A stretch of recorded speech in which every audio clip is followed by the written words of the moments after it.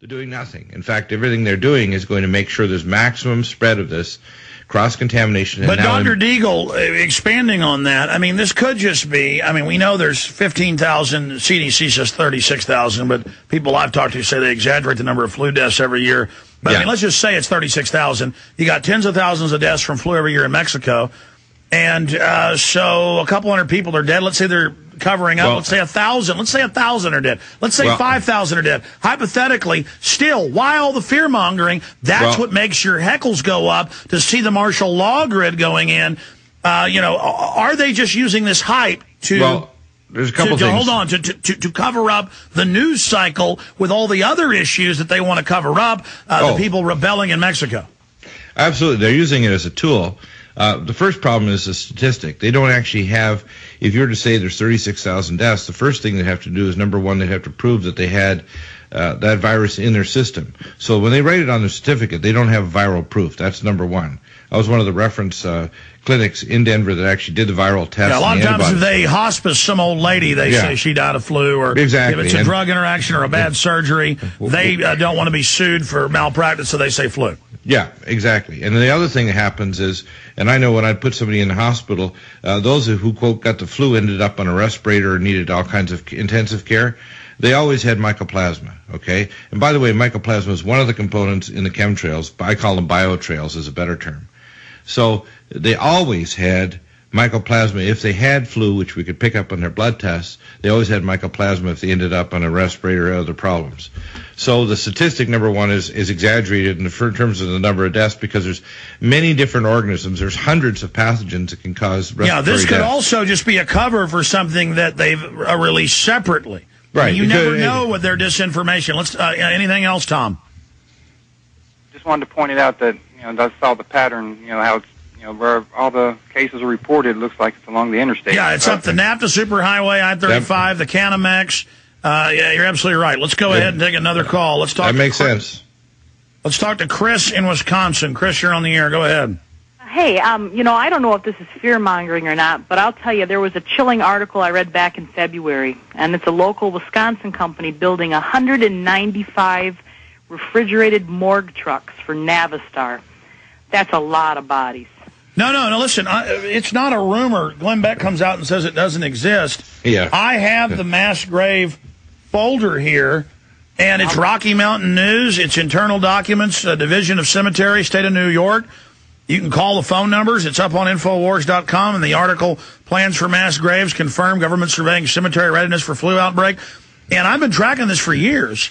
It's all suddenly the last 2 years just exploded, and they're telling feds, hey, get ready, it's going to happen. They're telling local police, get ready. I mean, how did they know? How did the 1996, how did the Air Force do a study saying there'd be a massive flu outbreak in 2009 that would kill 30 million people? I mean, I mean, folks, this is all I do is research this, and I'm telling you, there's a curveball in here. Something is going on. There's more than meets the eye to this, and we've got to remember the globalists are ready to do anything. Dr. Deagle, on the issue of mass graves.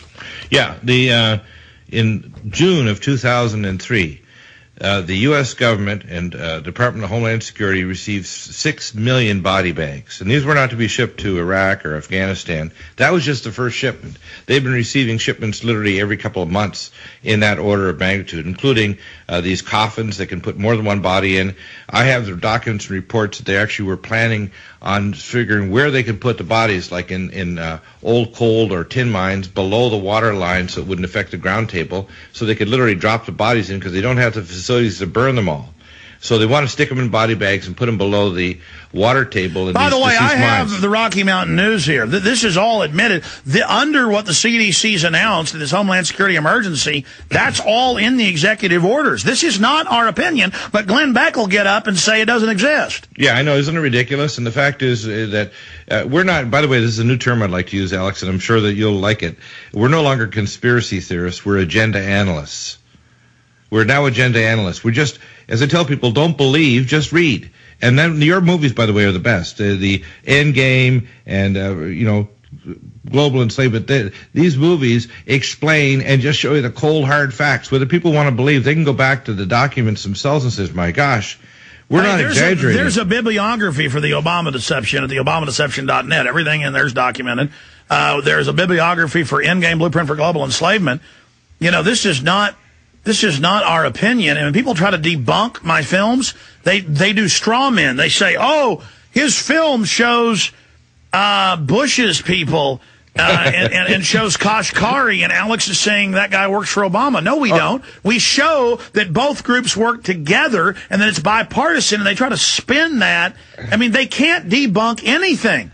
I mean, are they happy? I mean, I remember, this one guy would call in who works at a car dealership from West Virginia 2-3 years ago and tell me I was a liar. The economy wasn't going to implode. The bankers weren't going to make a bank of the world. GM wasn't going to be in trouble. And now look at what's happening. I mean, you know, what does it take, folks, for you to realize we know what we're talking about? Anything else that you need to add there, Chris, in Wisconsin?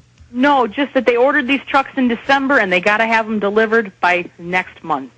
All right, wow. Yeah, it's all coming. Well, they got this huge FEMA drill for a nationwide takeover coming up in a week, and then they have. By the way, that takeover drill is on May 1 and 2. May 1 is Beltane, which is a satanic holy day. You can't make it up. These people are crazy. Let's go ahead and talk to Tony in Arkansas. Tony just hung up as I said that. Mark in Indiana, go ahead, Mark. Alex? Yes. How you doing? I don't know if you remember me. I called back in October with the Obama confrontation, and then I got on live TV confronting Charlie Gibson. You remember that? Yes. Okay, great. Well, what I did this past Saturday is, you know, the OAF, that's the Organizing for America, right? It's based out of the White House. It's this, the private thug group with billions of dollars publicly to go out and enforce things for them.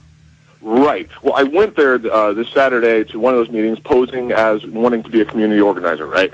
But what I did was, you know, I raised my hand. There's probably about 75, 80 people there. So what I did is I raised my hand. I said, I prepared a half-page speech on community organization. Would you mind if I read this? So I went up there, and I got in front of all these people, right? And the first half of the speech is just, after 8 years of war and economic hardship, blah, blah, blah. As community organizers, we need to make sure that our country goes in the right direction, And right then was when I just said, Obama has proposed a 1 million-person national security force, talked about, Rahm Emanuel and the 1825 Universal Service, and just these people's faces were just like jaw-dropped. They had never heard of the proposal. And because you opened it up by attacking Bush, you ended the left-right membrane of control, and they were absolutely defenseless to the truth. Right. That's exactly what I did. I presented it as, just imagine if Bush proposed this. People would burn the city to the ground. And if you approach it like that, you can break their programming. That's what the Obama deception does. What did you do from that point on? Well, I read my speech, and then after that I elaborated. I said, Obama's calling for a world order. Bush, baby Bush, Papa Bush, Bill Clinton, all of them were calling for a new world order. Tony Blair, I was naming all these people that have been calling for the new world order. And seriously, these people's faces, I could tell that, they could tell I was speaking from the heart. They could tell that this was factual, and I really hope that they went and researched this. You're very, very confident, and you're focused, and you've got the forces with you, as they say. You got the spirit, and that's what it takes to get the job done. I'm surprised they didn't have a troll there. That one of the minion organizers, did they try to shut you down at that point? They cut my mic, but I pretty much got through my whole speech. But as I was elaborating, they cut my mic. But I kept talking. I said, please Google Obama's draft. Google the Obama deception. It details how he is a front man for finance capital, a salesman there to sell an agenda that Bush or McCain could never sell to the public. He's groomed and catapulted, groomed by the financial and intellectual elite, and placed there to sell the agenda, like that. And listen, their whole agenda was failing. If they don't start a war, if they don't stage a bio attack, That's how they get us to, even though we're in hardship, rally around the government, quote, come together under them. They need crises, and that is certainly, whether it's hyped or real, that's what this lab-made designer flu is all about. I salute you. Good job. Dr. Deagle, again, I go back to that point. I didn't say a year ago they were going to release bird flu. I've been saying it the last 2 months. I said some type of flu. I see them preparing. I see that being set up. I see all these drills, the same pattern I saw before 9/11. I said, get ready, brace for it. I believe they're about to play the bio card. And again, it's not that I'm even that smart. It's that I constantly study this. And you're obsessed. That's why you know it. You read. You actually apply your. You know, the reason is I like Alan Sting's article a month and a half ago. He said people that win because they're 100% committed or 110%. The GCN Radio Network, providing the world with hard-hitting talk radio. GCN, great talk radio starts here.